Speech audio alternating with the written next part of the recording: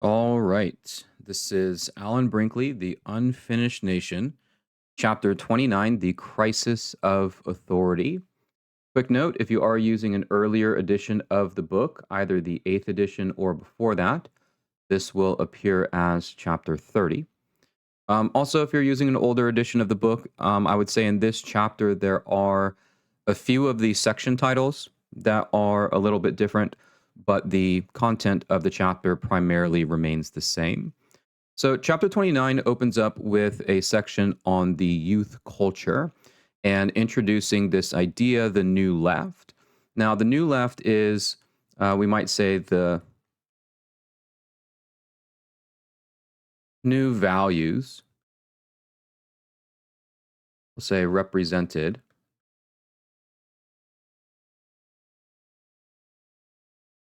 by the liberal wing of American politics. And we mean the Democratic Party. And this is something that had been occurring kind of already. At the very least, we know that the Democratic Party was becoming more divided over issues related to the war.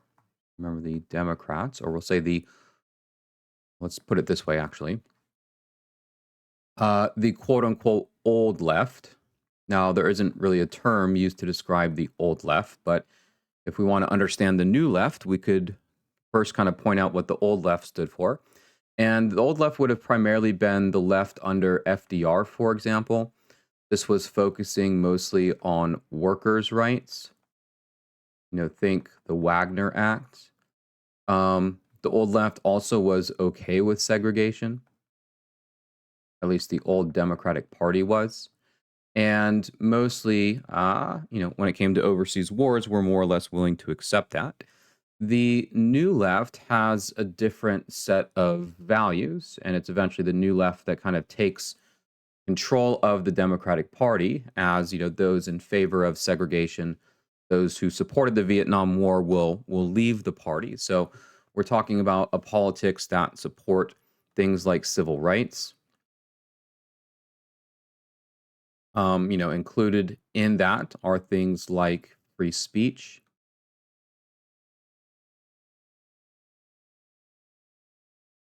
It is a party that is fundamentally anti-war, right? Specifically anti-Vietnam. It is a party that also is concerned about the environment. So we might use this term progressive.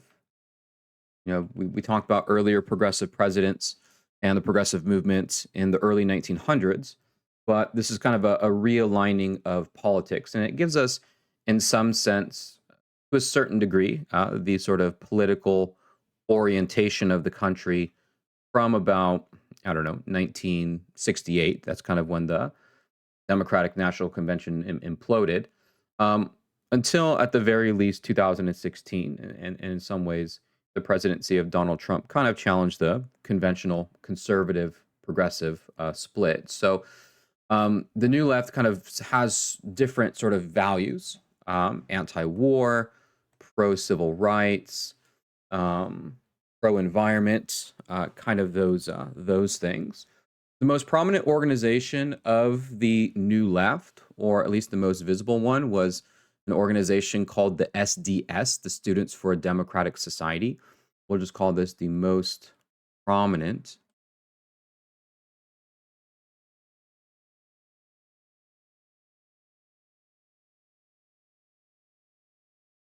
organization of the New Left.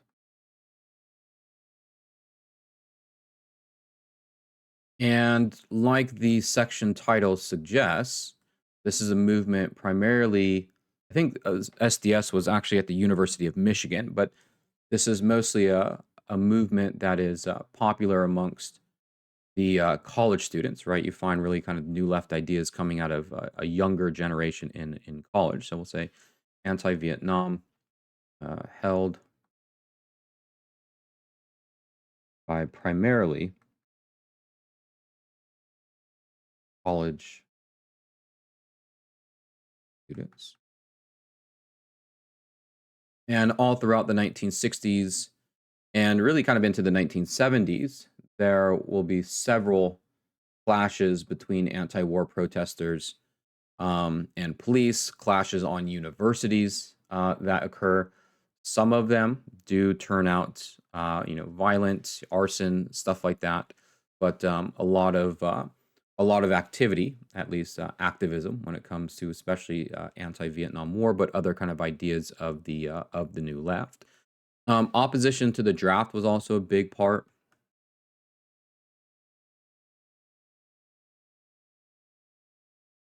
of the new left movement. I mean, this kind of goes hand in hand with the opposition to the Vietnam War. And again, you can look at earlier presidents and kind of see how this doesn't quite, how these ideas don't quite match up with earlier Democratic candidates. So, you look, for example, at a guy like Lyndon Johnson or even someone like Truman. And while it's true that LBJ and Truman stood on the side of civil rights, um, LBJ and Truman, could hardly be called anti-war, for example. Some of the things between the old left and the new left do stay the same. So, for example, the emphasis on things like welfare, right? That's a continuation from the old left to the new left. But specifically, this focus on anti-war and this focus on civil rights, and to some degree, the focus on the environment kind of makes the new left the new primary values, right? Those are the things that are being valued.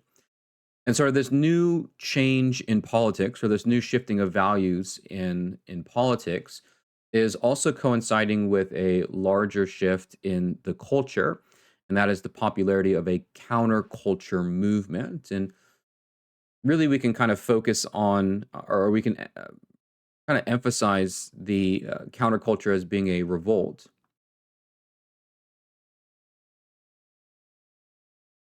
against the values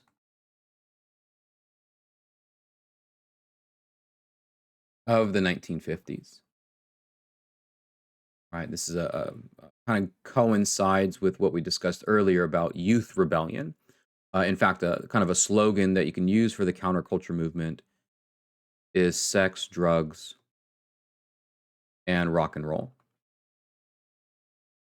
So things that they were revolting against, right? Remember in the 1950s, consumption of products and materialism, kind of like a more strict moral code. So sexual morality, kind of staying away from drugs and substances, even something like profanity, right? Those in the 60s and 70s weren't so hesitant to use profanity. Also, there's this sense of conformity and uniformity. And so all of these things, consumption and materialism and a strict moral code, uniformity, all these things were replaced by, essentially, as the saying says, sex, drugs, and rock and roll. And all these things, hippies, the music band, the Beatles, and the Woodstock Festival were all kind of symbols of this counterculture movement. A hippie is kind of a term used to describe it's a particular type of person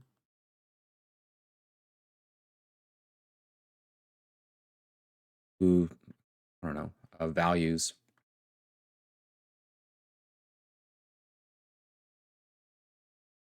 we'll just say the counterculture. Hippies have a very kind of distinct, maybe look to them, or maybe a very distinct lifestyle, right? So in the 1950s, it was everybody bought a house, everybody bought a car. The husband was the sole breadwinner, the wife stayed at home. Families had, three kids. They went to church every Sunday. The hippie, meanwhile, wasn't married, engaged in what at the time was called free love, so not a monogamous relationship, used drugs, maybe even used psychedelics, didn't live in the home with the picket fence, maybe lived in their van and wore the same pair of clothes every day. And so the hippie became kind of almost the antithetical symbol of kind of everything that the 1950s had stood for. The Beatles are another good example. This is certainly one of the most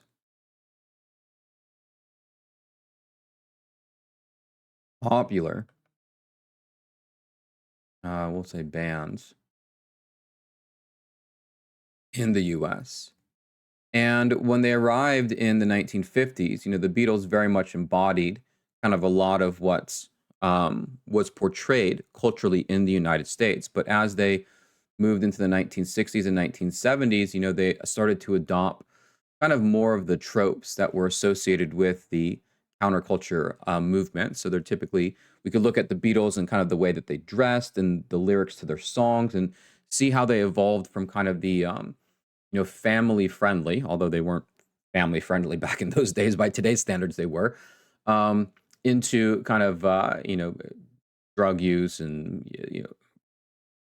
sort of different values, right? That the music band had. Probably the single most visible event of the counterculture movement was the Woodstock Music Festival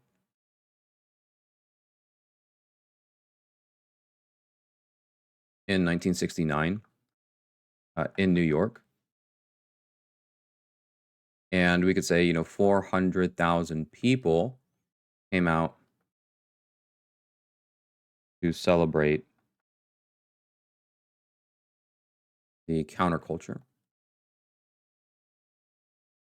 And, it's important to kind of just take note that there is a lot of kind of overlap between, for example, this new political movement of the left, the fact that the new left was being espoused primarily by young college students, and these college students culturally would have been, hippies and anti-war protesters or part of the anti-war movement. So there's a very kind of strong overlap between those kind of different sections of American society at the time.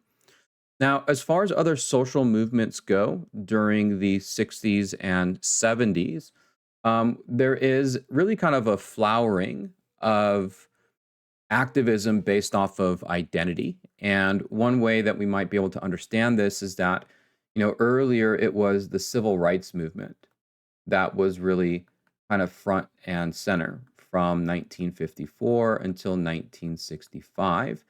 And the civil rights movement was a movement that a lot of different people could get behind. And it didn't matter if you were a man or a woman, or if you were white or African American or Hispanic or Native American. The cause of civil rights brought in a very kind of diverse group of people.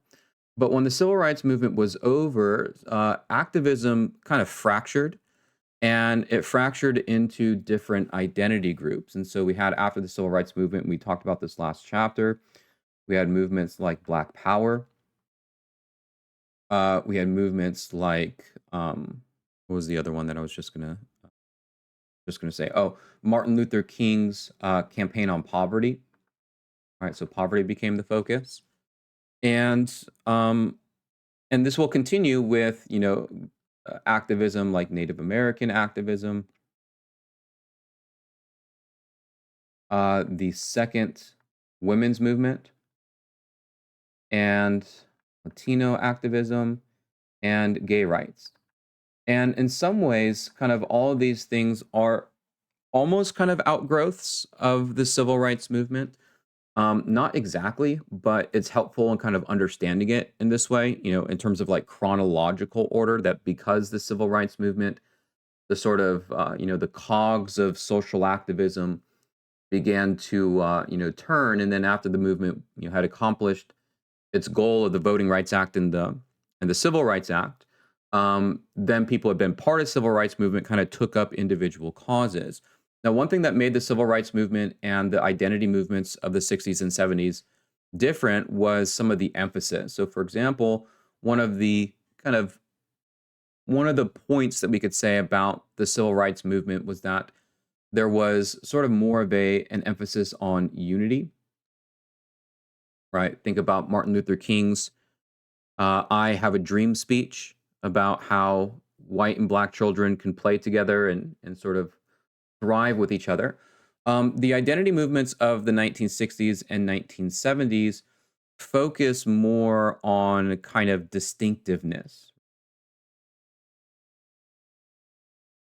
And we saw a little bit of this in the Black Power movement with, for example, the Nation of Islam giving up Christianity and instead emphasizing kind of the cultural uniqueness. And that becomes much more of a sticking point for all social activism in the 1960s and 1970s to highlight the differences rather than to highlight the similarities.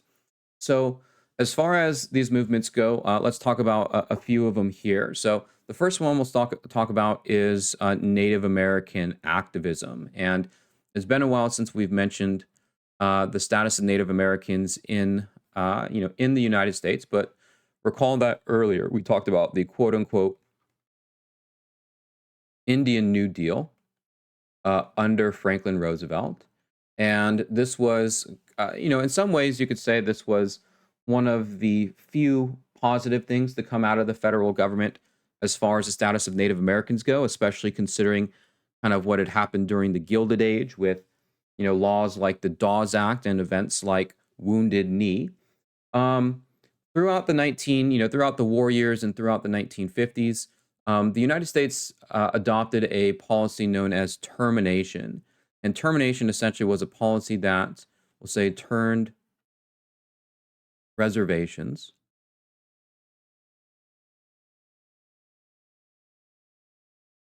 over to local jurisdictions.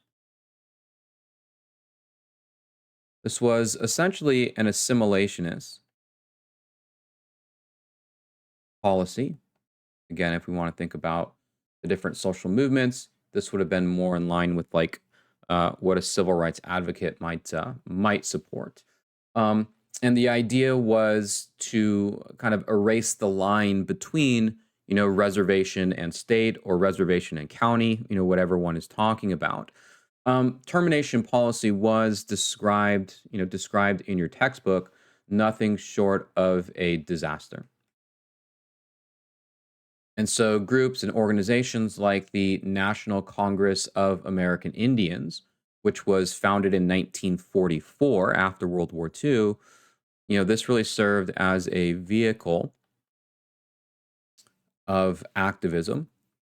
And one of the goals of the National Congress of American Indians was to overturn, as a vehicle of Native American activism, was to overturn the termination policy. And so we find post civil rights, late 1960s, early 1970s, a kind of much stronger or much more visible is probably the right way of putting it. Native American civil rights movement. So new organizations like the American Indian Movement or AIM, they promoted self-determination, not assimilation. So the goal would have been to restore, some sort of reservation, or we'll say restore sovereignty back to the reservations.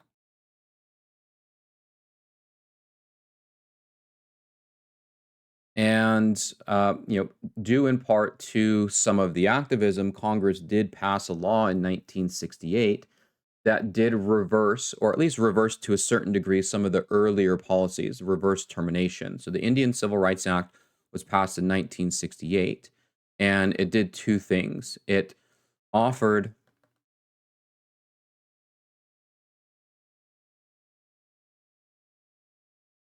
protections to Native Americans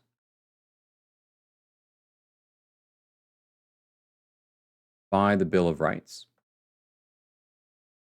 So, as far as the protection of certain rights as listed in the Bill of Rights, Native Americans on reservations um, would enjoy those rights much like every other American did. But at the same time, it did also recognize the legitimacy of Native American laws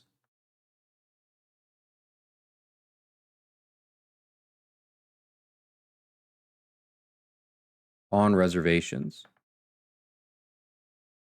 So if there was a law on a reservation that ran counter to what the local state law might have been or the local county law might have been, the United States, via this act, would have recognized the reservation law as being legitimate. And so this was, in some sense, a step towards self-determination, the ability for Native Americans to determine their own laws and not be subject to the law of the United States, but also at the same time, kind of enjoying the protections of the Bill of Rights, right? So it's kind of somewhere in between.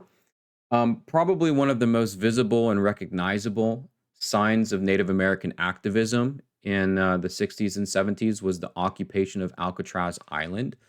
Now, if you're unfamiliar, Alcatraz Island used to be a prison.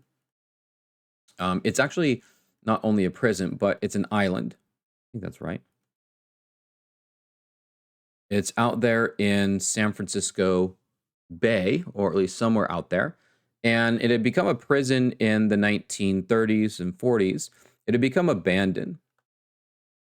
And there wasn't really anything that was going on there. And what Native American activists did was they occupied Alcatraz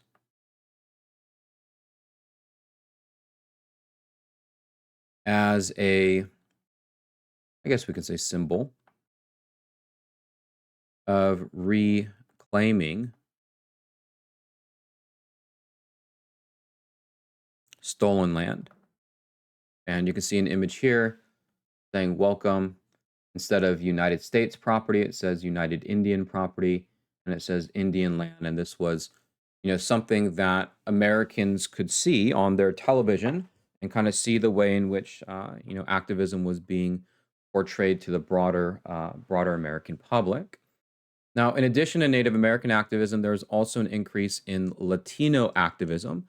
And Latino activism increased alongside the population. In fact, Latinos were the fastest growing demographic.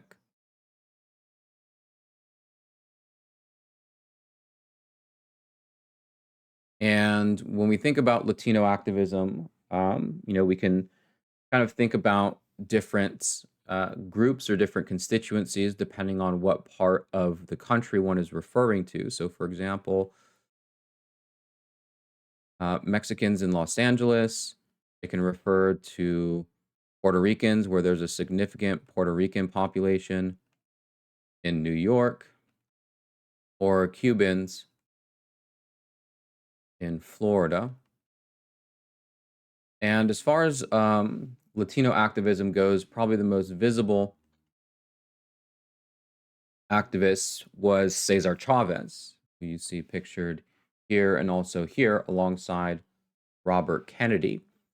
Cesar Chavez, he used kind of the MLK playbook, that was civil disobedience.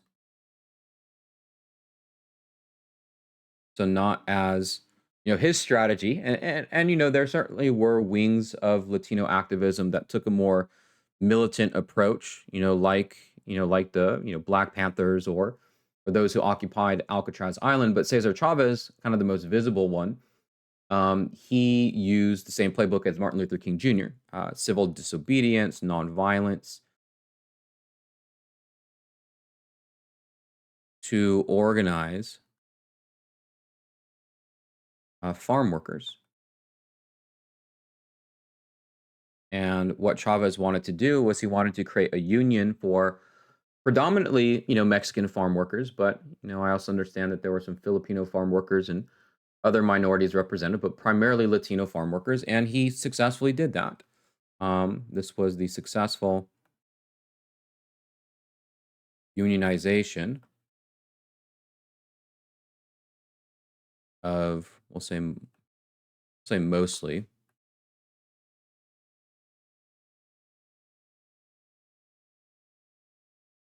farm workers.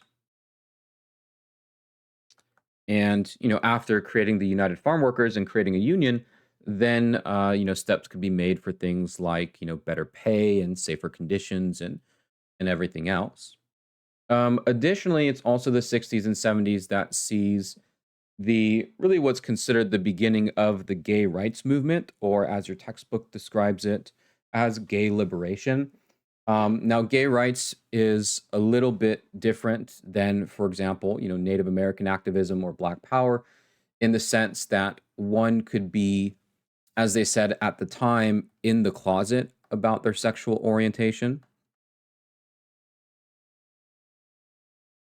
meaning that they were not public with their sexual orientation. But the beginning of the gay rights movement is often cited as the Stonewall Inn riots, and this occurred in New York. This was when a police raid on a gay nightclub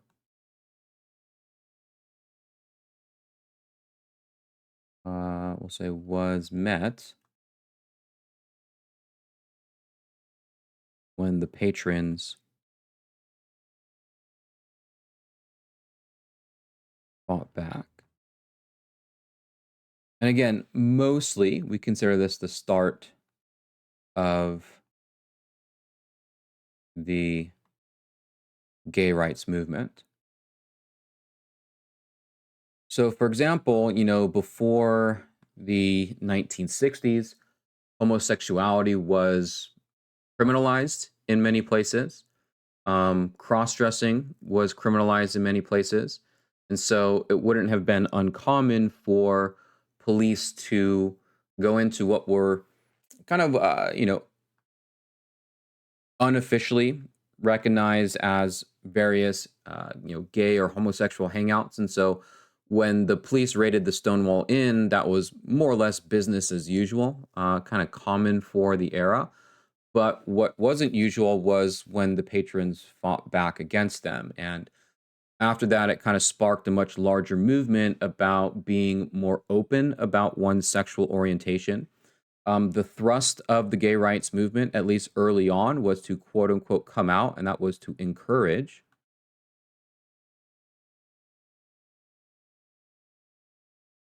people to be open and public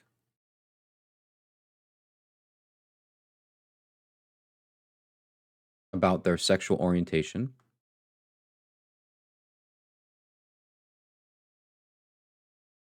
And you had, by the late 1970s, for example, you had some of the first openly gay politicians. There were various organizations that were established in the 60s and 70s that could offer support to people who had been kind of socially outcasted because of their sexual identity. Also, there were victories in terms of getting organizations like the American Psychiatric Association. They would no longer categorize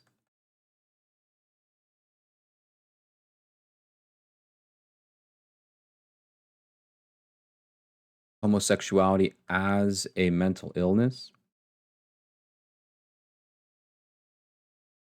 But the gay rights movement didn't just stop there. There's going to be future fights over things like service in the military, over things like marriage, for example, will be kind of one of the fights that gay rights has. There'll be um, yeah, marriage and the military are probably the two ones that come to mind. These are coming a little bit into the future, though.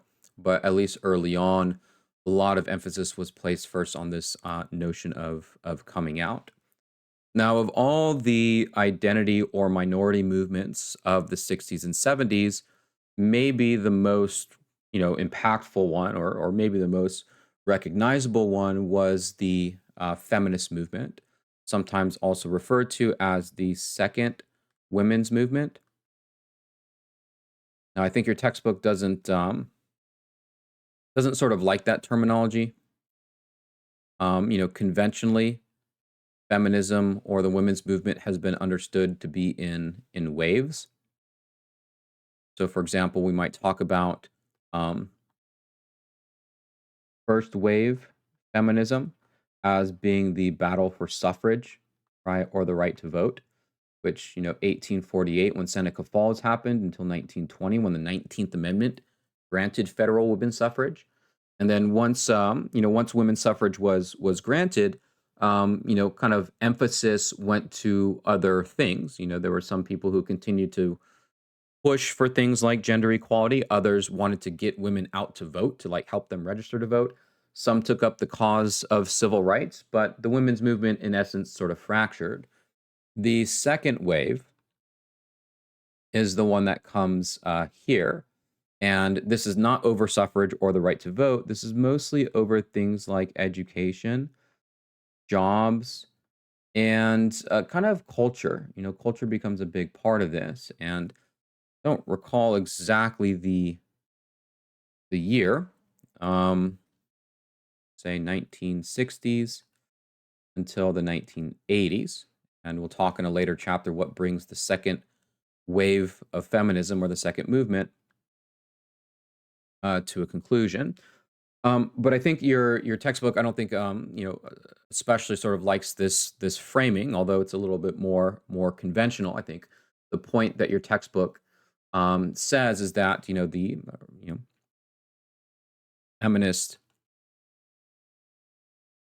movement didn't end, right? I think that's and you can see that in some earlier editions of the book, kind of the reframing of it. But typically, the second wave feminist movement started with the publication of a book, The Feminine Mystique, who was published by Betty Friedan. So she was the author of The Feminine Mystique. And again, typically, we would say that this was the beginning of the second women's movement.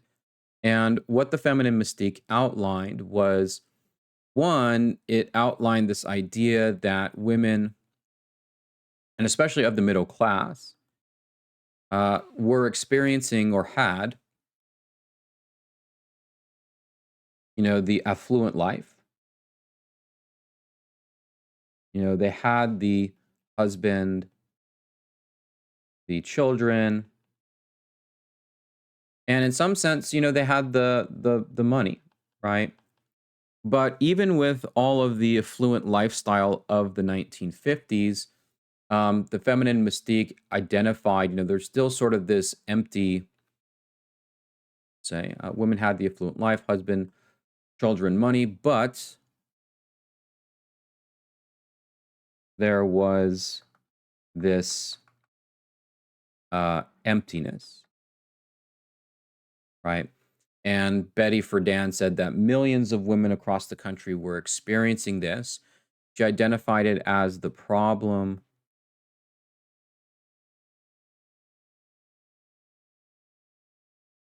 with no name.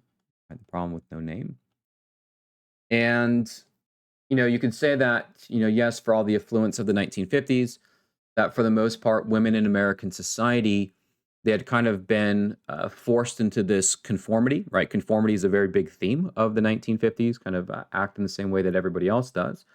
But women could, they lived for their husbands and they lived for their children and they lived for their family, but they never could quite live for themselves, right? They didn't have maybe a good word would be something like purpose, for example.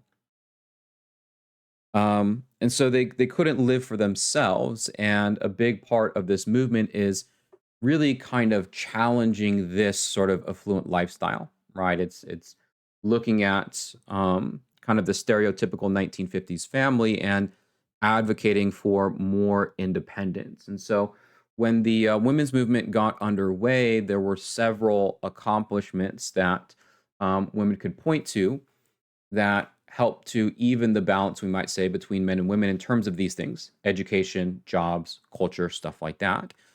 So, for example, a law that was passed was the Equal Pay Act. This barred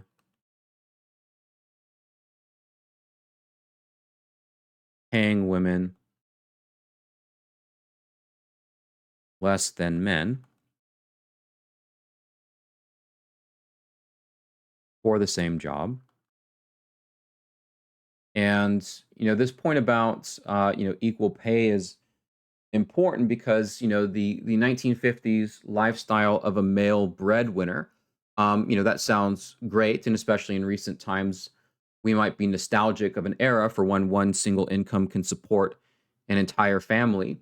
But the reality is that as the wife in that relationship, you are 100% economically dependent on your husband, and that economic dependence um, does does allow for certain abuses to occur.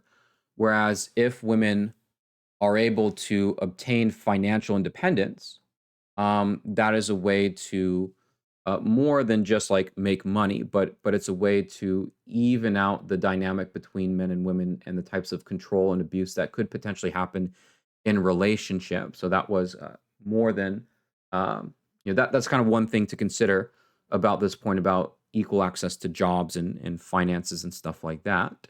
Other laws that also are symbols of the progress that the women's rights movement made is Title VII. Title VII was a part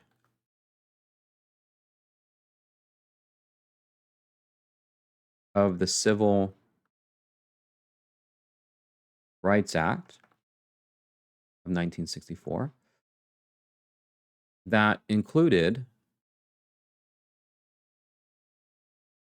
women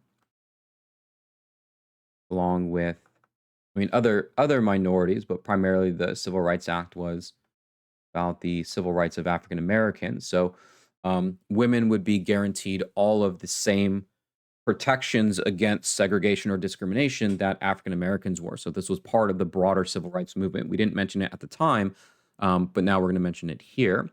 Organizations were also established in order to further the goals of the feminist movement. Probably the most visible one was NOW, the National Organization for Women. And of course, they advocated for, women in education, women in jobs, but also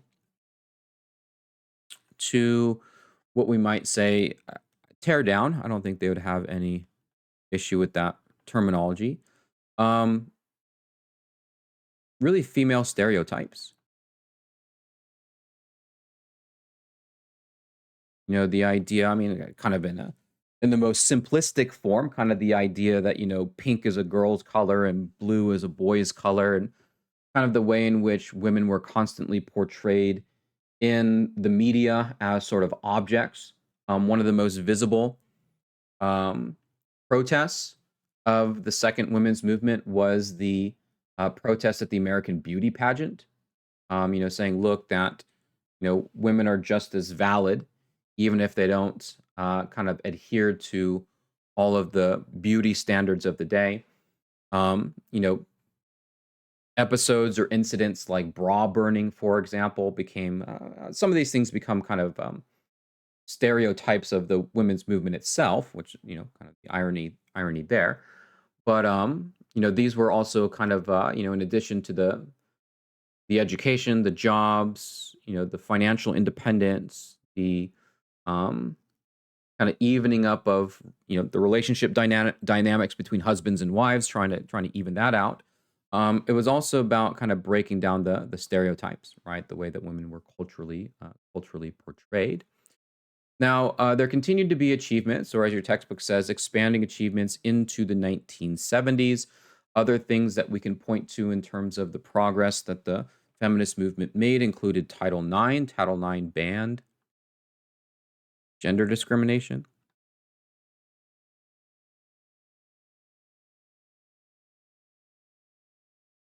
at universities.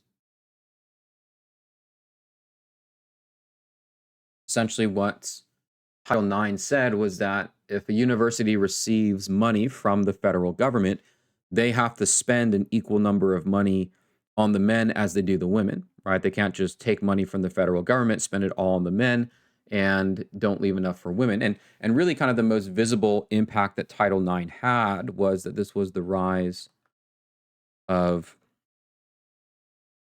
collegiate, I'm not spelling that right, I know, collegiate women's sports. Before that, there were all sorts of men's sporting programs at colleges and universities that said, look, you can't be spending all this money on and not have the same things available for women. So we see really a rise in collegiate women's sports as a result of that. Increasingly, women are breaking down political barriers.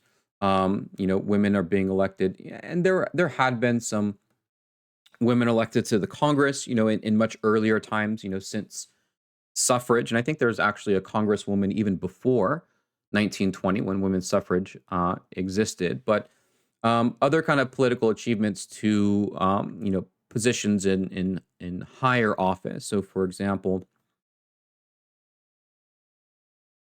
Sandra Day O'Connor becomes the first female Supreme Court justice.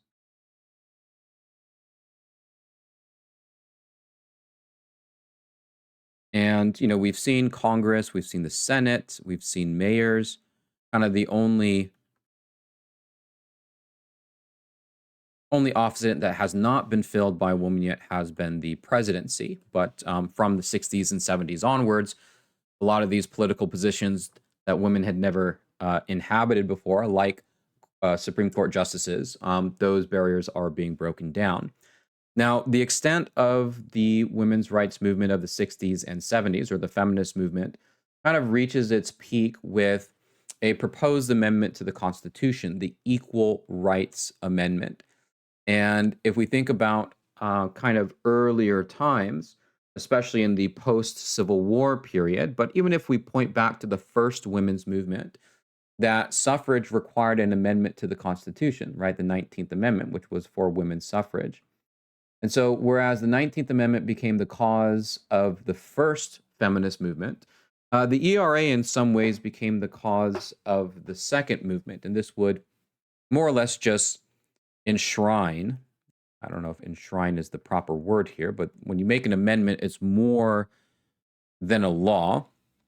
It would enshrine, what's a good way of putting it? Enshrine the, say, prevention of discrimination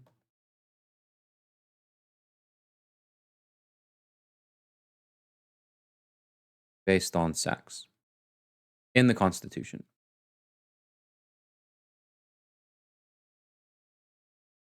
So remember in a much, much earlier chapter, the chapter on Reconstruction, Congress had passed the Civil Rights Act, not to be confused with the one in 1964, but they had passed the Civil Rights Act of 1866, which banned discrimination or set a precedent of equality before the law, but they wanted to make it more permanent. And so what they did was they ended up passing the 14th Amendment.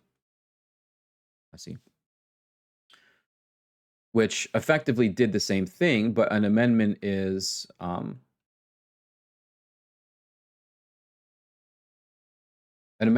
more permanent.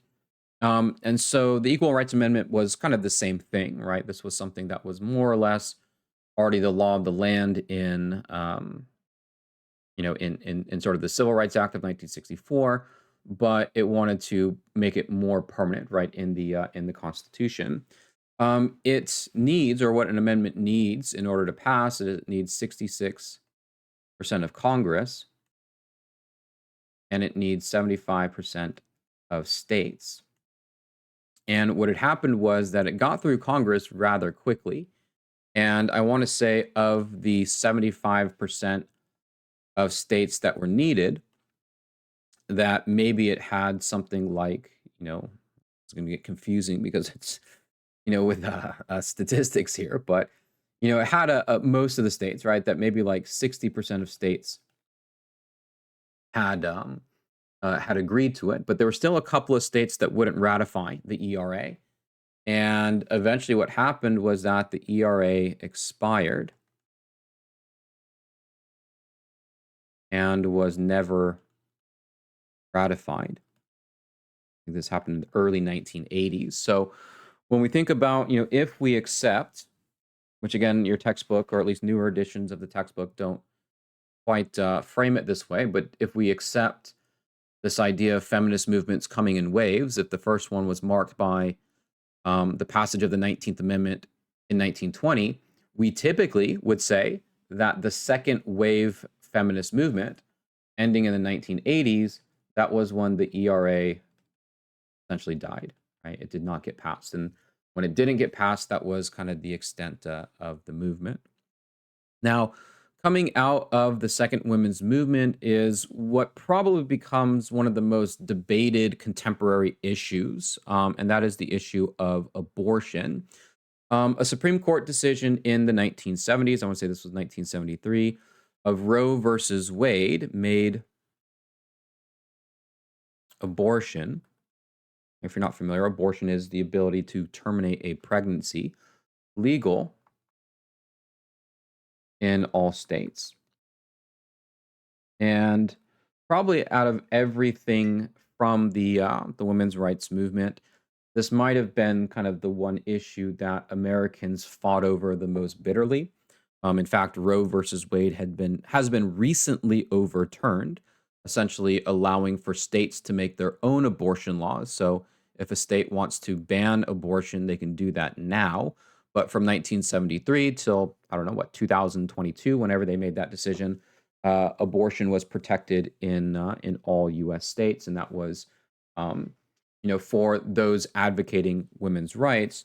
This fundamentally came down as pro-choice, meaning women should have the option of choosing an abortion, or pro-life, saying those who oppose abortion more or less at all costs, and the feminist movement was on the side of pro-choice. So the Roe versus Wade decision was something that most in the feminist movement would have supported and agreed with.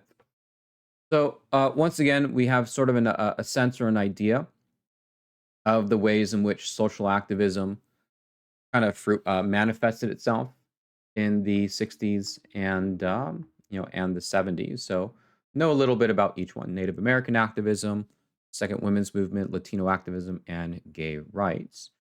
Now, another kind of version of activism that emerges post civil rights that is not associated with any type of identity group is environmentalism. And environmentalism emerges kind of as a new movement here. Now, we've talked about earlier environmentalist movements, but we're going to make a sort of delineation between the way in which Americans sought to protect the environment before and the way in which Americans seek to protect the environment now. So earlier, remember that we mentioned, and again, this is going back a lot of chapters, we talked about the preservation movement and the conservation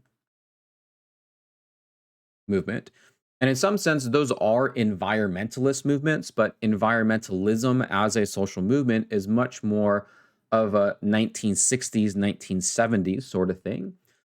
Preservation was the idea that nature should be maintained, for things like beauty, right? That there's certain there's a certain kind of spiritualness to nature. There's a value in kind of the plants and animals and everything like that. So I sometimes call preservation preserve nature for nature's sake, right? It's nature, it's nice, it's beautiful, it's spiritual. We shouldn't mess with it. Conservation was much more concerned about things like resources. So maybe we should preserve the environment not just because, it's nice and pretty and there's some sort of spiritual or religious element to nature, but we should preserve it because of the value that the resources might have. And conservationists would be open to the idea of, potentially using those resources at a future time. The environmentalism of the 1960s and 1970s is focused a lot more around science, specifically around ecology. And ecology is the science really, about the, we'll say, the connectedness, connective. of the, we'll say, ecosystems. And ecologists would make the argument that you shouldn't kind of mess with the environment because each part of the environment is connected to a different part, right? And that's sort of the idea. So a good example of this is the idea of food chains, right? If you're not familiar, a food chain is kind of the way in which different natural species consume or eat one another. So you might say, well, let's go out and kill all the mosquitoes because mosquitoes, carry malaria and, they're quite annoying. And, an ecologist would say, whoa, wait a minute, right? We can't go out and kill mosquitoes because if you kill all the mosquitoes, then that's going to give the birds nothing to eat. And if the birds have nothing to eat, then all of the birds are going to die. And if all the birds die, then all the snakes are going to die because the snakes will have nothing to eat.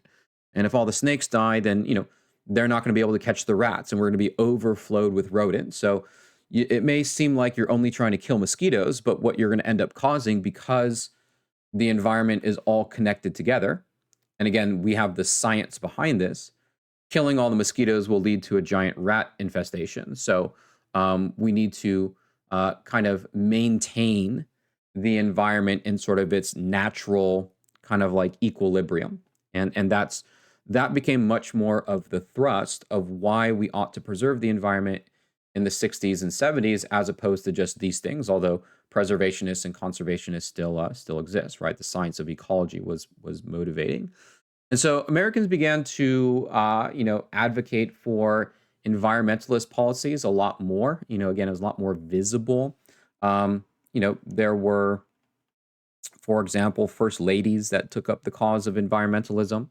Ever since Eleanor Roosevelt, who was in some sense kind of the first public first lady, it typically became a pattern that the first lady, and the first lady is the wife of the husband, would take up some sort of cause, right? Public cause. And, protecting the environment became the cause of, specifically Lyndon Johnson's wife, but others as well. Also, what got Americans kind of behind environmentalism were, really publicized environmental disasters.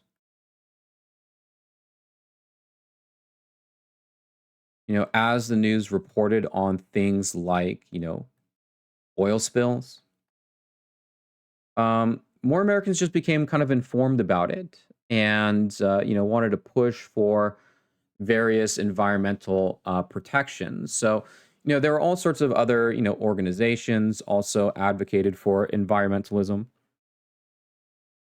cetera, et cetera.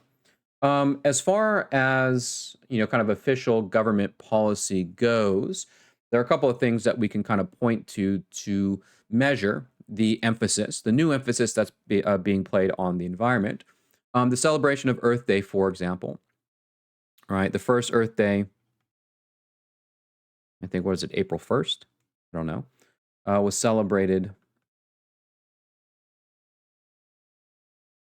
in 1970. Again, a celebration of the environment, a celebration of nature. And maybe most importantly was the establishment of the EPA, the Environmental Protection Agency. And this was established at the federal level to enforce anti-pollution standards, right? To crack down on polluting. This was created by Richard Nixon. Nixon was the president that signed on to the EPA. So environmentalism becoming a growing and kind of more important focus, 60s, 70s, sort of this era. However, though, probably the most significant historical event is the Vietnam War.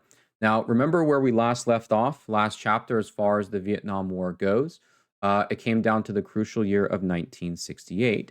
1968 was the Tet Offensive. And the Tet Offensive was an attack that most Americans, afterwards said that we ought to leave Vietnam. LBJ did not run for president because the Vietnam War was so unpopular. It essentially killed Johnson's career. Johnson was really the president who advocated for an escalation in Vietnam. And so when Richard Nixon was elected in 1968, and he advocated for peace with honor, meaning he was calling for an end to the Vietnam War, but in a way that is very kind of specific to him. He didn't want to simply just leave. He wanted to leave in a way in which the United States could kind of maintain its honor in the area. So, what was Nixon's plan for Vietnam? Well, Nixon's plan was to essentially continue the war, which you can see why it's not in line with a lot of people who are anti-war. So, to continue the war, but remove U.S. troops. And he called this plan Vietnamization, and this was to replace U.S. troops with Vietnamese troops.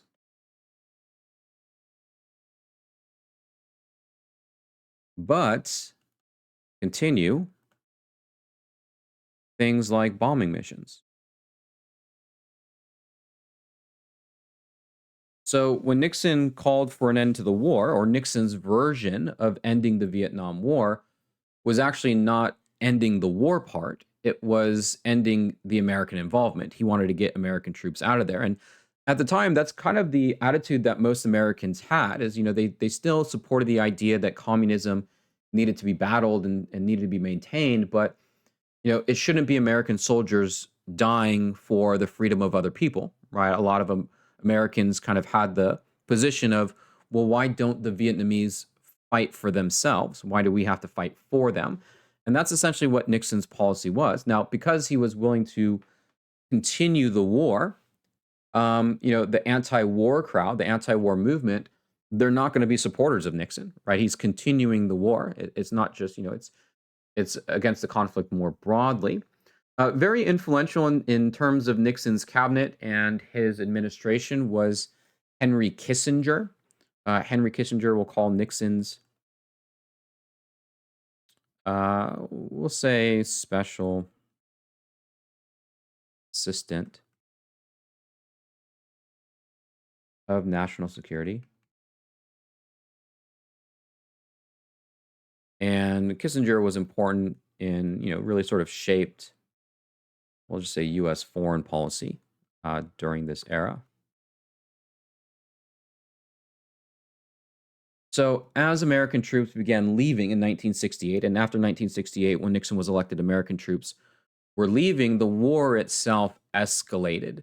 So, for example, one thing that Richard Nixon did was he expanded the war into neighboring Cambodia. Cambodia is a country that borders Vietnam, and the Viet Cong, or NLF, choose whatever your preference is, they were able to receive supplies through Cambodia.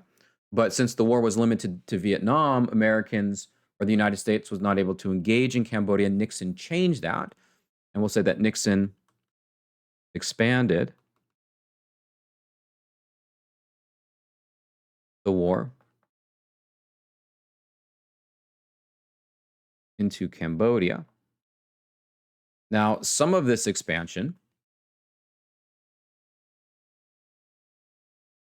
was done in secret. This will only add to the kind of growing scandals and misrepresentations of the Vietnam War to the broader public. So, expanding the war into Cambodia, continuing the bombing missions.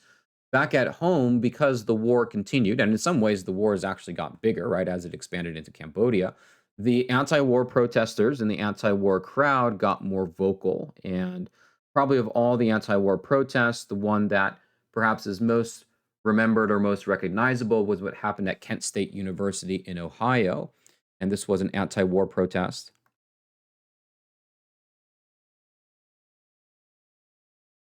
that resulted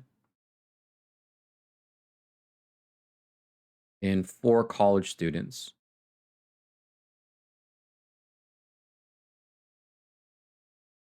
being shot and killed.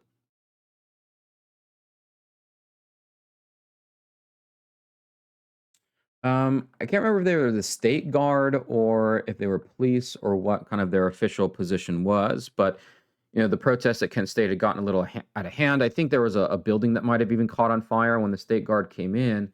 They fired into a bunch of 20-year-olds and ended up killing 4 students. And the death of 4 students at Kent State, and then a little while later, 2 students were killed at Jackson State.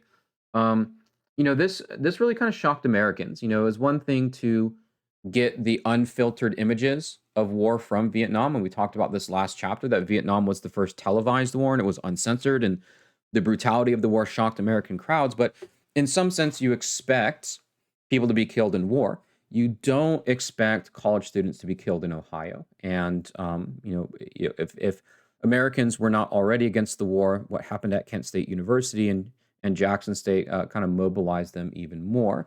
To give more credence to the position that the Vietnam War ought to end, it was also published top secret information was published in the New York Times. This top secret information was known as the Pentagon Papers. Top secret info about the government lies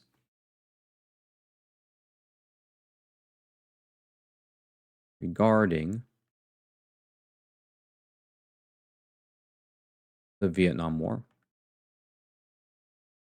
Now, Americans already had sort of an inkling about this, right? Remember, one of the reasons why the Tet Offensive was so, kind of effective in changing people's opinions is that, Americans were being told for the first 4 years of the war that, we're winning, we're winning, we're winning. Victory is right around the corner. Victory is right around the corner. And then something like the Tet Offensive happens, and, Americans are putting 2 and 2 together and saying, look, this attack should not have been possible if, in fact, we were winning for 4 years. And so there was already some suspicion that perhaps, not the full truth was being told about the Vietnam War.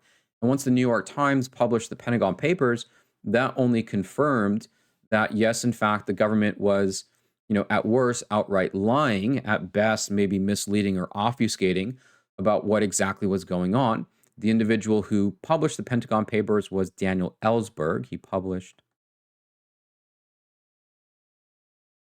the Pentagon Papers. And for doing so, he would wind up on Richard Nixon's enemies list. Additionally, incidents like the My Lai massacre also created kind of a delusion sense about what exactly the United States was doing in Vietnam. As we mentioned in an earlier chapter, the My Lai massacre was when 500 Vietnamese civilians were killed by U.S. troops.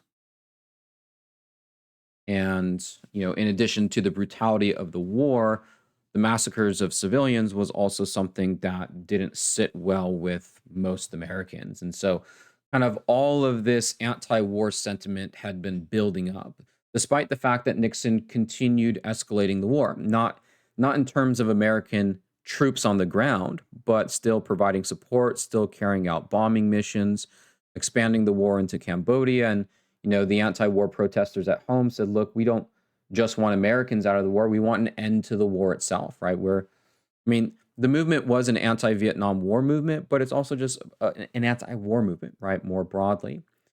Now, Nixon continued the conflict essentially until he could secure his reelection in, 1972.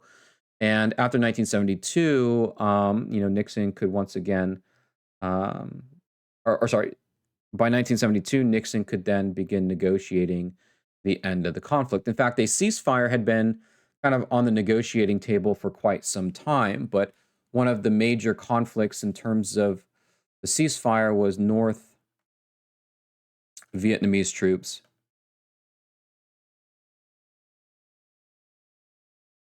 in South Vietnam. The United States wanted the North Vietnamese troops to leave. North Vietnam wanted them to stay, and that really became kind of the point that the two sides could not agree upon.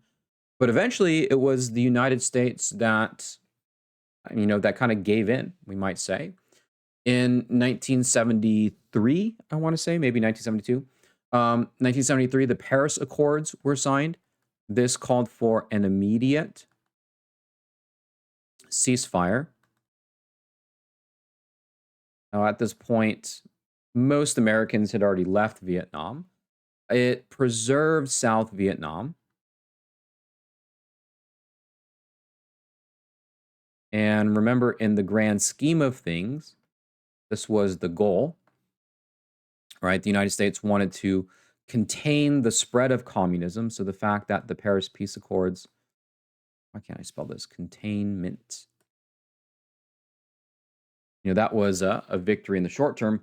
But in order for the North to agree that South Vietnam would remain capitalist or anti-communist at the very least, the United States had to allow Northern troops in the South. In other words, the United States could not make the demand, or was not willing to make the demand to say, look, all the Northern troops have to leave. Now, what was an important part of these accords was that the United States said, in essence, that if the war were to resume, the United States has the right to re-intervene in the conflict in an effort to protect South Vietnam. So with that, in the next couple of years, practically all American forces left. However, in 1975, 2 years after the ceasefire was agreed upon, North Vietnam invaded South Vietnam, resuming the war. And it was up for the United States to decide, okay, are we going to stay or are we going to go? The North Vietnamese are resuming the war. They're breaking the ceasefire. They're breaking the agreement. The United States has always kind of like held the right to re-intervene. But given everything that had happened in the Vietnam War and given Americans' perspective about the conflict, the U.S. did not, we'll say, re-intervene. And in a very kind of chaotic scene, when North Vietnamese troops entered into the capital of the United States in Vietnam, that is the city of Saigon, right? North Vietnamese.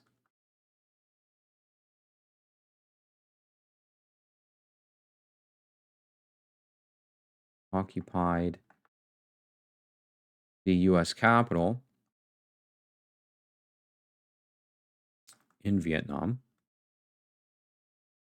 There was quite a hasty and kind of reckless evacuation that took place. And so the photos that you're seeing here, these are photos of Americans and Vietnamese allied with the American side that were trying to get out of Saigon very quickly because the tanks from North Vietnam were coming. And of all the photos that come from the evacuation of Saigon or the fall of Saigon, one that really has kind of a staying power in terms of signaling the end of the Vietnam War is this photo here. And what's sort of interesting or fascinating about this photo is that the helicopter, in a lot of ways, this was kind of a symbol of the U.S. military.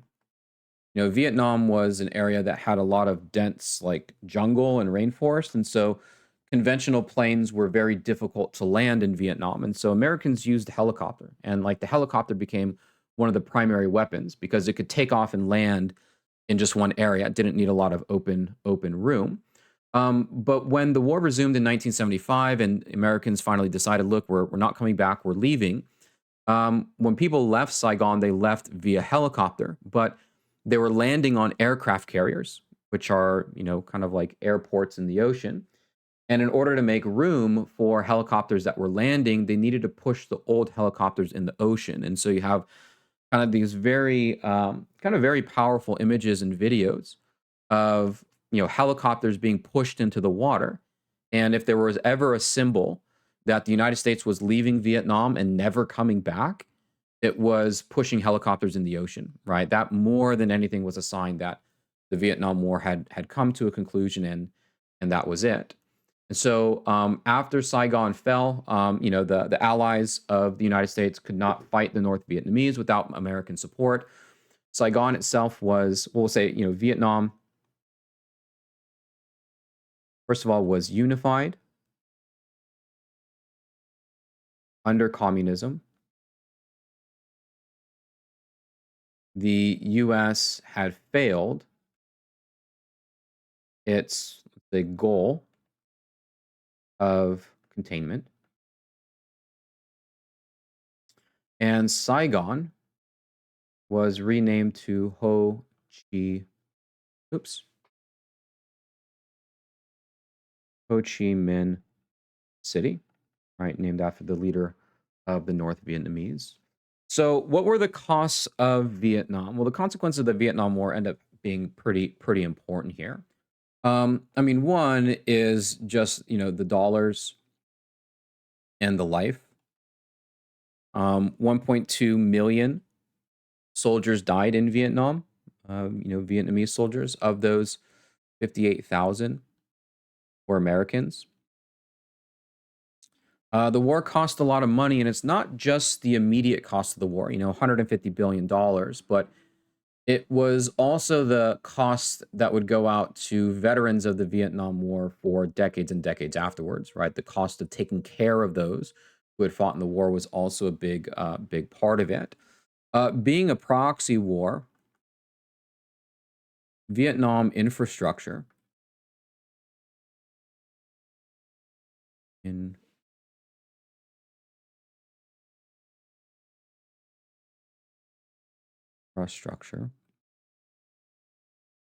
was destroyed. And, a similar thing happened in the Korean War. Proxy wars, wherever they're fought, it's the countries in which they're fought that end up having to deal with kind of the most long-term consequences. But probably out of all the costs, life and the money and, the infrastructure and the damage that it does, certainly probably the most significant was, really the blow to U.S. self-confidence and self-esteem. And this ends up being a pretty big theme going forward, and that is, during World War II was the good war, good versus evil. America triumphed over Nazism. It was a war in which the United States was attacked, in an unprovoked fashion. That was the just war. It was clear that America was on the good side. In this war, it wasn't clear that America was on the right side of the war, and Americans began to question, should America do good around the world? Could America do good around the world? And maybe we here in the United States, we're not as confident that we're on the right side as we used to be. There was also no sort of consensus about Vietnam, right? Those that supported the war said, look, we should have sent more troops. In some sense, the United States was fighting with one arm tied behind its back because it didn't want to provoke a bigger conflict. And a lot of people were saying, look, we should have never been there to begin with, right? And so there's really nobody who is satisfied with the conclusion of the Vietnam War, and it really does kind of shape American self-confidence and self-esteem moving forward. Now, as far as Nixon goes, Nixon and Kissinger, they are the ones who orchestrate the ending to the Vietnam War that sometimes gets overshadowed. In fact, most of what Nixon did as president gets overshadowed because of something we'll talk about at the end here. But Nixon also had fundamentally a different approach to foreign policy than some of his kind of earlier predecessors. So remember in the era of, Kennedy and even Eisenhower and even Johnson, that diplomacy was primarily brinksmanship. Both the Soviets and the Americans were kind of willing to posture very aggressively towards one another and, kind of risk going all the way to almost war. Nixon offers a change, and he follows a policy known as détente. And détente is, essentially a policy of relaxed. I think détente means in French like literally relaxed or like deflated. A policy of relaxed tensions between U.S. and Soviet Union. So we can think of the ending of the Vietnam War as being part of this détente policy. Another part was the trip that Richard Nixon took to China. Nixon was the first,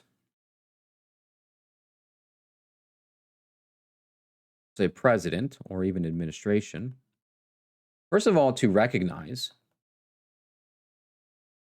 communist China.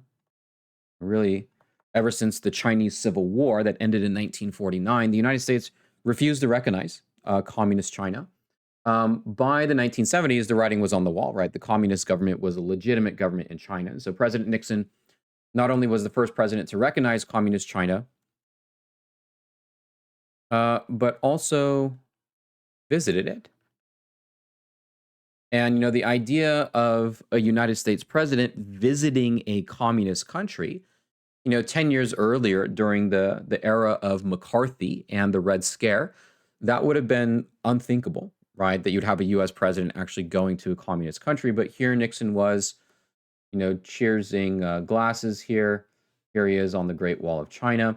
But Nixon's China visit did have um, a strategic goal. See, at the time, the Soviets and the Chinese were, they were allies, but the relationship was not necessarily the best between the Soviet Union and China. So Nixon's China trip, one of the reasons why he went there was he was trying to divide these two, right? What's worse than seeing your best friend, right? Think of the Soviets and the Chinese. Think of the Soviets and the Chinese as being best friends. What's worse than seeing your best friend having dinner with your worst enemy? And so this was a way of trying to create a divide or a rift between the Soviet Union and the Chinese. Another example of Nixon's détente policy was the SALT I Treaty. SALT stands for Strategic Arms Limitation Treaty. Oops. So a big part of the Cold War was this arms race. This was to sort of not, at the very least, slow down the arms race. We'll say that. We won't say that it ended. At this point, both countries, the United States and the Soviet Union, had reached what was known as MAD. Stands for Mutually Assured Destruction. So rather than trying to build more atomic bombs and build more hydrogen bombs in the Soviet Union, what Nixon embarked on was sort of a campaign to try and reduce the amount of weapons. So treaties like SALT I, again, kind of a good example of how Nixon embarked on a détente policy. Now, at the same time, although that Nixon was taking a kind of relaxing or laid back approach to the Cold War, it didn't mean that Nixon was simply going to surrender the rest of the world to communism. He still did pursue an anti-communist containment strategy. Now we see this in kind of places outside Vietnam, outside China, and other places we call the Third World. Remember, we talked about this last chapter. These are more or less the nations that the U.S. and Soviets are trying to influence. The first world are the nations allied with the US. The second world are the nations allied with the Soviets. The third world are nations that are not allied with anyone. And so the idea is that both the Soviets and the United States are trying to compete over these third world nations. Now, Nixon did it kind of with an approach that was, in line with his approach to Vietnam, and that is the Nixon Doctrine. The Nixon Doctrine is the idea of supporting American interests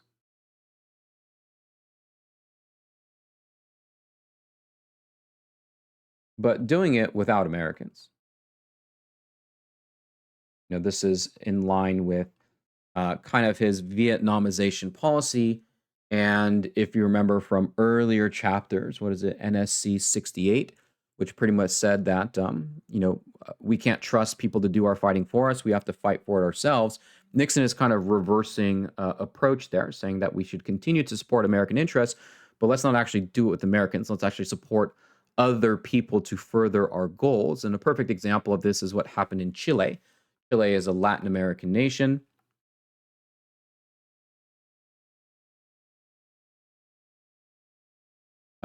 They elected Salvador Allende. Allende was elected president of Chile.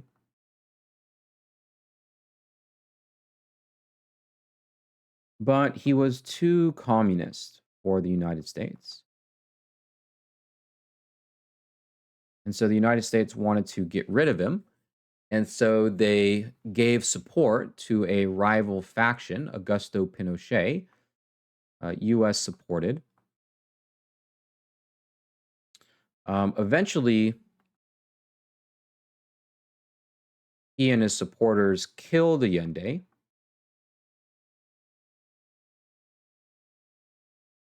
And took control of Chile as an anti-communist regime. And this idea of furthering American interests without Americans, right, not becoming involved directly, this is a big, big shadow that looms over the Vietnam War.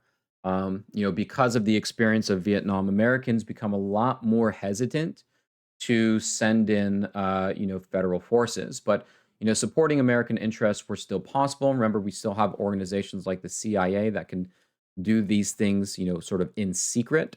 So the United States could and did continue to fight the Cold War, but maybe in just a less visible way, given Vietnam. Now, as far as foreign policy goes, Richard Nixon admittedly would have prioritized foreign policy. In fact, most presidents in the Cold War prioritized it. But there are a couple of things that are worth mentioning in terms of domestic policy under Nixon. And one kind of good way to understand Nixon's domestic policy is that, first of all, he didn't really prioritize it. And Nixon was someone who was not really committed to any domestic program, more broadly speaking. We might say that the domestic Nixon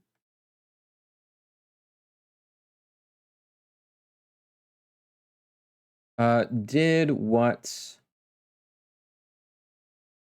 would get him elected.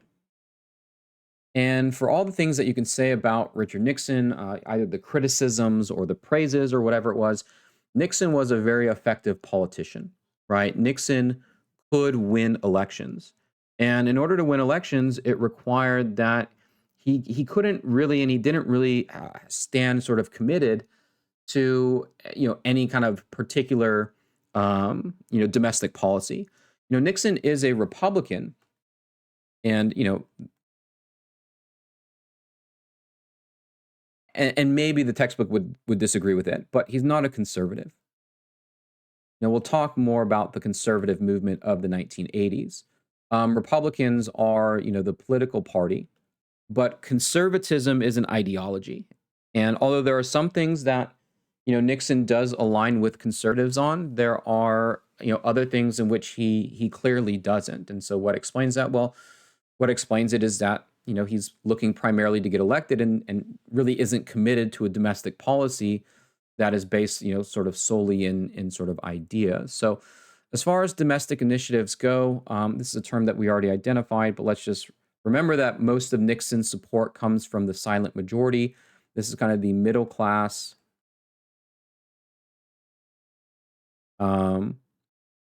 somewhat conservative, kind of well, this is going to be confusing, but anti-war. They are much more anti-counterculture.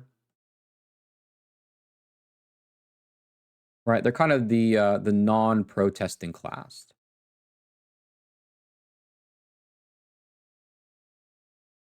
And they are Nixon's voting base.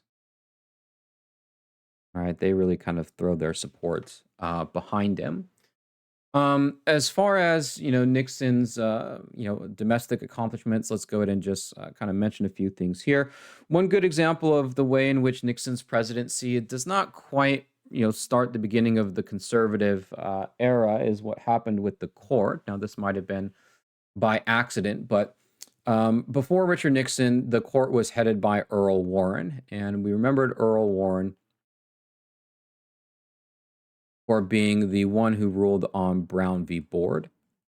And this was part of a much kind of larger emphasis that Earl Warren had in ruling in favor of civil rights. Sometimes we call the Warren Court an activist court because a lot of their rulings were much more kind of progressive, not just in terms of civil rights for African Americans, but civil rights for all people. And a good example of this is Miranda versus Arizona in 1966, which you may have heard before as the quote unquote Miranda rights. And this was the court case that determined that law enforcement, or we'll say a defendant or a suspected criminal, to be more accurate,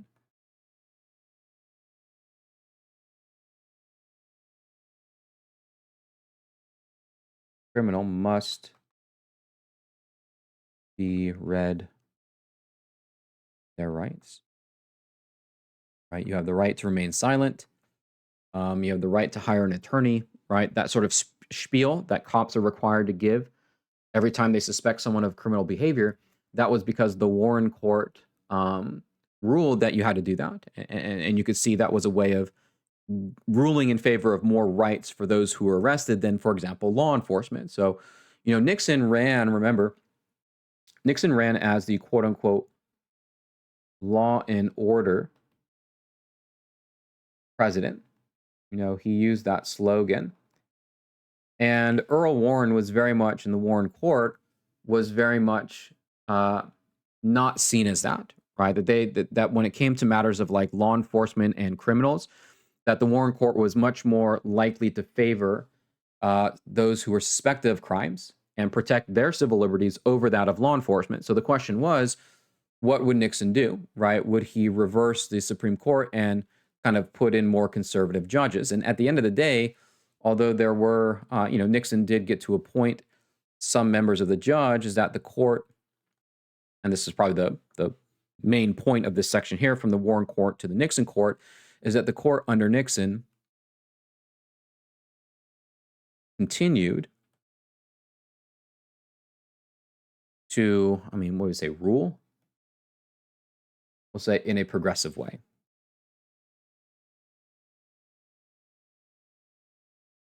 And probably the best example of this is the Roe versus Wade decision, which legalized abortion in states. So we don't really see a change in the way that the Supreme Court is conducted under Nixon. Nixon's court also kind of continues this more liberal approach, emphasizing civil rights. Not quite the law and order president that Nixon made himself out to be.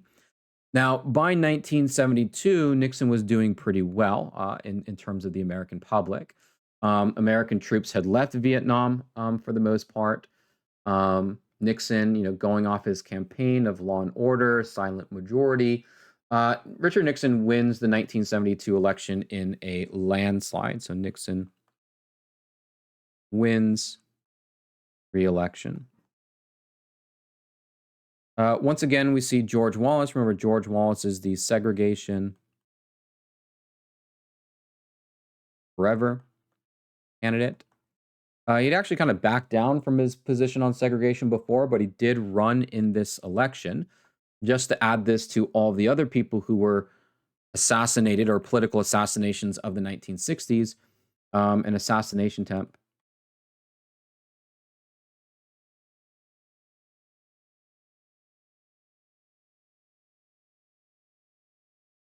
left him paralyzed.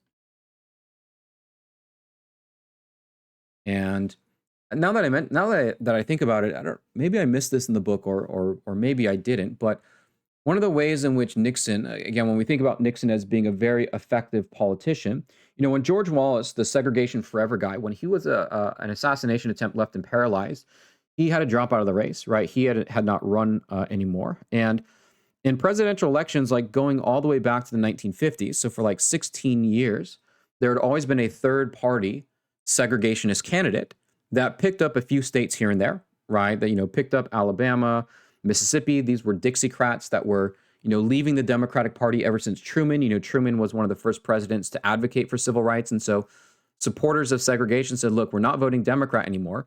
We're definitely not voting Republican, right? Republican's the party of Lincoln and the party of the North. We're going to vote third party. And people like Strom Thurmond and George Wallace, these guys, they got some electoral votes in the presidential elections of the 1950s and 1960s. Well, Nixon, kind of seeing this political opportunity, puts into place the Southern strategy. And if I'm getting kind of ahead of myself here because it's covered in a future chapter, I didn't see it here. Maybe I missed it. The Southern strategy is the strategy for Nixon to pick up the Dixiecrat vote. And he did this in a way that, he would come out in his political campaigns as being kind of skeptical about integration. And, this is kind of one of the great contradictions of Nixon, is that on the one hand, his Southern strategy demands that he takes up positions that are against desegregation, right? So he says, look, I don't want segregation forever like George Wallace does, but I also don't want desegregation right now. And so he's kind of playing to those voters, trying to get their votes. But Nixon is also the first president to sign an affirmative action policy, which is like very progressive when it comes to civil rights, even more progressive than the civil rights movement. How can Nixon be in favor of segregation and also be against it? Well, he's just trying to pick up votes. And you can see from this election in 1972, he was successful, right? This is, really the very first time ever that the South voted Republican. And part of that is them breaking away from the Democratic Party and them being sort of wooed over by the Republicans. The Democrats choose George McGovern, and Nixon kind of portrays McGovern as the quote unquote like hippie candidate. And, McGovern turns out to be not, he's an anti-war guy, but he turns out to be not a very effective candidate. And this election in 1972, Nixon wins by a landslide. I think it's probably the second most lopsided presidential victory, or certainly up there. Now, it's interesting because remember the 1972 landslide when we get to the very last section, because ultimately it's this presidential election in 1972 that ends up being the end of Nixon, right? It ends up being the end of his, not just the end of his political career, but also his legacy. Now, unfortunately for the United States, the 1970s are also a period of economic downturn. Really, ever since the ending of World War II from 1946 till about 1968, this was nothing but economic affluence. The years of 1968 till about 1983 are very bad economically. The 1970s are not known as a very economically prosperous period, and there are several reasons as to why that is, but our textbook provides two reasons for why the economy was really under stress in the 1970s. First of all was the actions of OPEC, and OPEC is an organization that stands for the Organization of Petroleum. Petroleum is gasoline. Petroleum exporting countries. And they controlled most of the world's oil supplies. They're primarily Middle Eastern nations. And in the 1970s, OPEC decided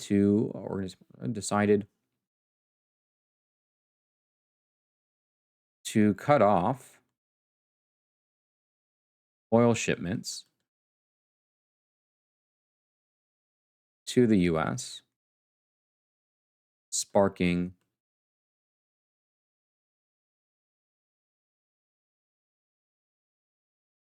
the energy crisis. During this affluent period, one of the reasons why Americans enjoyed such an economic expansion was because they had bought cheap oil from the Middle East. And now, when OPEC decided to cut off oil shipments, and the reason they did that, we might ask ourselves why, and it was US support of Israel in the Middle East. And so the ongoing struggle between Israel and their Arab neighbors continued to affect the United States even domestically. And so when they did this, quite literally, there were gas stations across the country that ran out of gasoline. And you can just imagine the economic impact of that. It meant that goods couldn't be shipped from one place to another. The price of everything rose because pretty much everything is transported, and so this really put a hurt on the American economy. And ever since the OPEC crisis, right? Ever since the OPEC nations cut off oil to us, American presidents have always, and Americans more broadly, have always championed this idea of energy independence. And the idea of energy independence is largely fueled by this OPEC crisis. And energy independence is the idea that the United States, that they shouldn't have to buy energy from other countries, that we need to make our own energy, if for anything like a reason of national security. Like, it's not even just for the price of it, but if we're buying something so vital from other nations and they don't like what we're doing politically, they can have some control over us, right? And OPEC definitely exercised that control in the 1960s and 70s, and it contributed to the bad economy of the 70s. Another thing we could say about the bad economy of the 1970s is that the United States experiences a decline in manufacturing.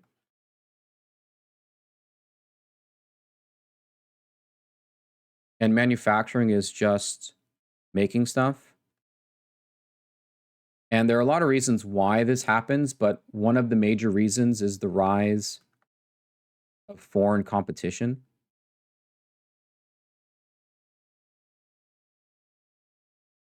So as more American factories close down, that means that they lay off more workers. That leads to unemployment. That leads to lower incomes.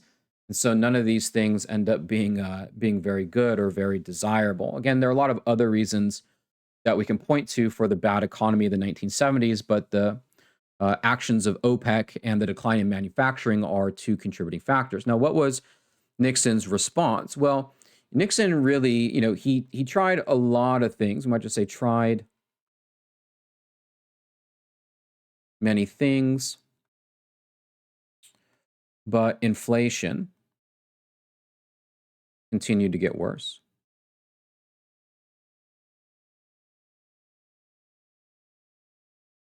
Sometimes the 1970s are known for what's called stagflation. Again, I may have missed that here. But stagflation is high unemployment and high inflation combined. Inflation is, if you're not familiar, inflation is when the prices of everything, let's just rewrite that,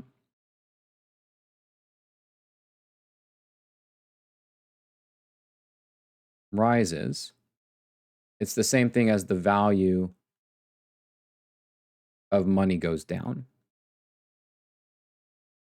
And inflation makes it very hard, especially for the lower classes of society, economically speaking, because that means that their money is not going to get them as far. When the price of bread goes from 50 cents to $1 or whatever it is, that really kind of affects that. And inflation continued to get very bad during the 1970s. And most of the things that Nixon tried, economically speaking, would only make inflation worse. Stagflation, again, this is high unemployment plus high inflation. And one of the reasons why stagflation is so difficult and so, such a big problem is that, anything that you do to try and get unemployment down will cause inflation to go up. And anything that you try to do to get inflation down will cause unemployment to go up. So they're kind of inversely related in terms of their solution. So it's a very tricky space to be in. You can deal with high unemployment, you can deal with high inflation, but having them at the same time, fixing one is going to make the other worse, right? And that's kind of the conundrum of stagflation and really economically. Not really a lot of progress made in the 1970s, a little bit more in the 1980s.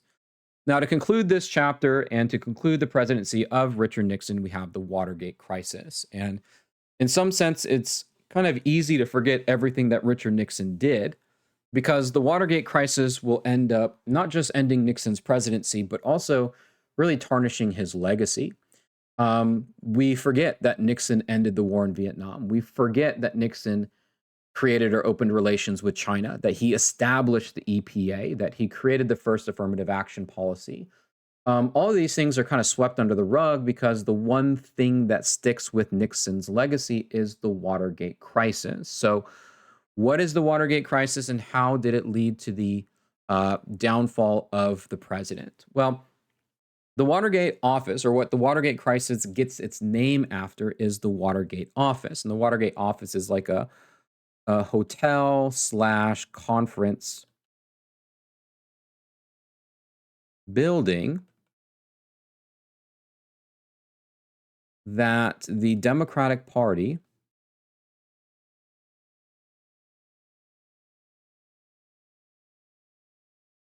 we'll just say stayed in during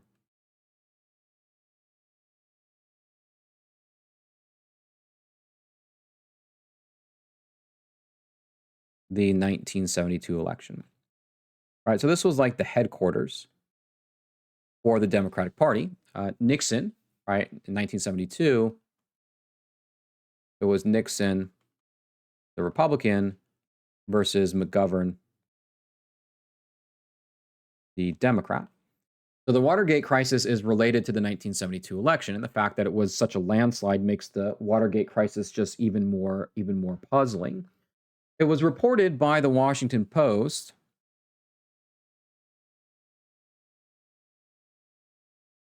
that 5 quote-unquote burglars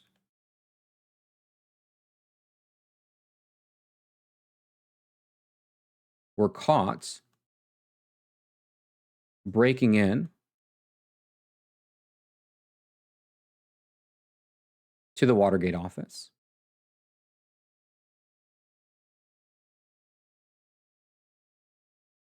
And at the time that it was reported by the Washington Post, there wasn't really too much that was thought of it, right? Maybe that this was like actually a burglary. In reality, the people who were caught breaking in were actually trying to spy on the Democratic Party. The people, they belonged to an organization called CREEP, and CREEP was the committee, what's it stand for? The Committee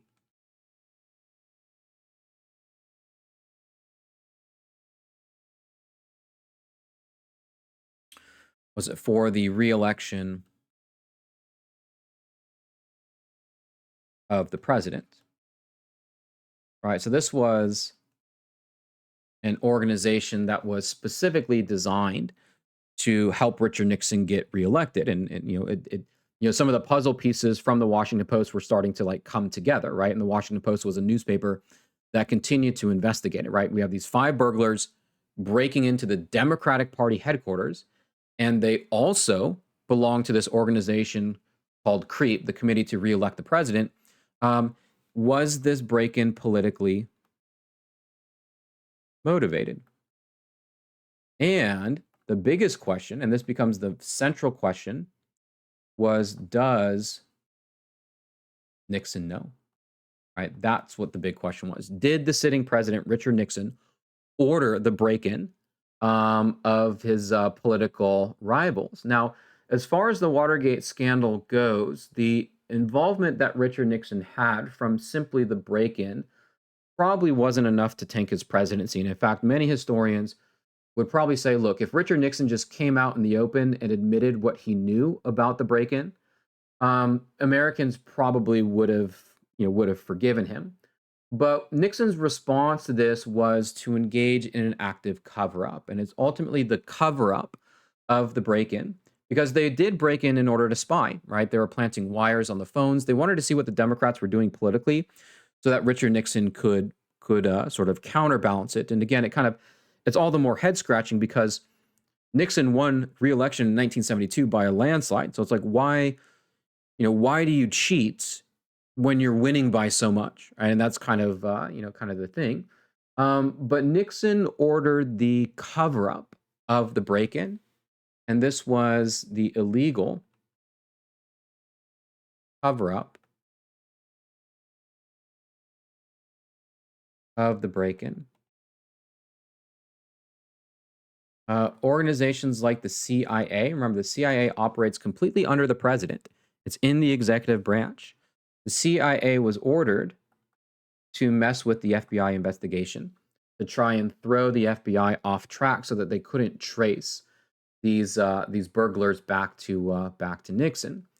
Now, as the investigation got underway, the United States Congress began holding hearings, and members of Nixon's administration were brought up before the Congress and asked, does Richard Nixon know about this? And for the most part, most of them denied it, but a few of them actually, or at least one of them, said that yes, in fact, Richard Nixon did or was involved. But at that point, it more or less became the president's word against this other guy's word. And so the investigation wasn't going anywhere, right? Or at least the investigation seemed like it was slowing down. That was until it was revealed during the investigation that there existed recorded phone conversations of the president. These were the Watergate tapes. These were phone conversations.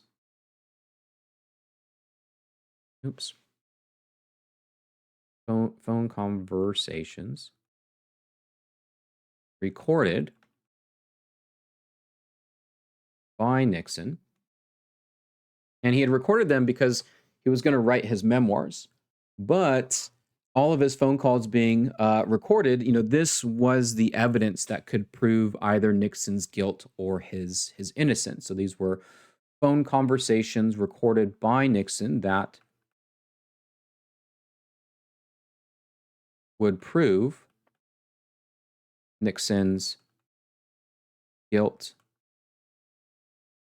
or innocence. And so these Senate investigations began to demand that Nixon turn over the tapes, right? The Nixon tapes became kind of the central evidence for this, for this scandal. Nixon, fearing that his presidency was in trouble, attempted to fire the lead investigator. And when his attorney general wouldn't do that, Nixon fired him. He had a new attorney general. Again, Nixon's orders was to fire the prosecutor of this trial. Again, the attorney general wouldn't do it, and he resigned. Eventually, Nixon did get somebody who would carry out his wishes, but this quote-unquote Saturday Night Massacre, which was kind of like a mass resignation,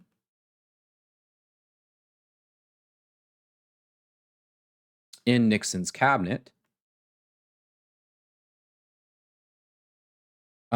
really turned the American public kind of against Nixon in some ways. The fact that he was trying to fire the prosecutor of the case, the fact that members of his own cabinet were resigning, and that was enough for Congress to begin bringing up articles of impeachment. Impeachment is, say, Congress started the process to remove President Nixon from office.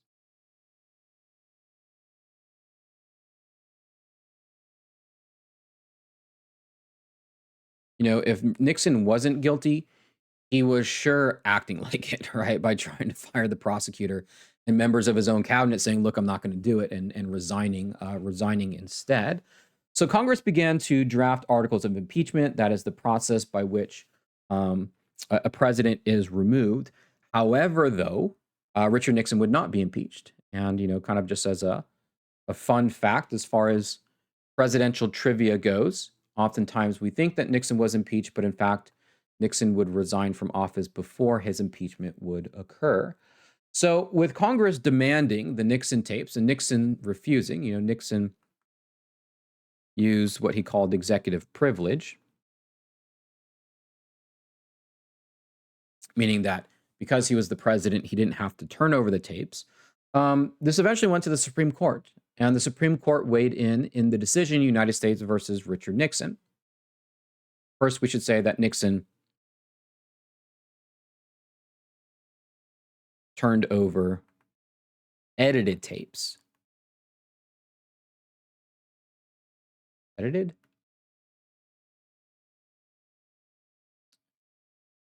tapes. And of course, he had removed all the parts in which, held incriminating information. And so when it went to the Supreme Court said, no, actually, Nixon has to turn over all the tapes. And when the Supreme Court ruled that Nixon had to turn over all the tapes, the gig was up because the tapes considered incriminating information that Nixon played in the cover-up of the Watergate scandal, and using institutions like the CIA, which are designed for the protection and national defense of the United States, using organizations like the CIA to commit or cover up his own crimes. That was about as bad as one could get. And so before articles of impeachment could be officially drawn up, Richard Nixon became the first and only president ever to resign from office.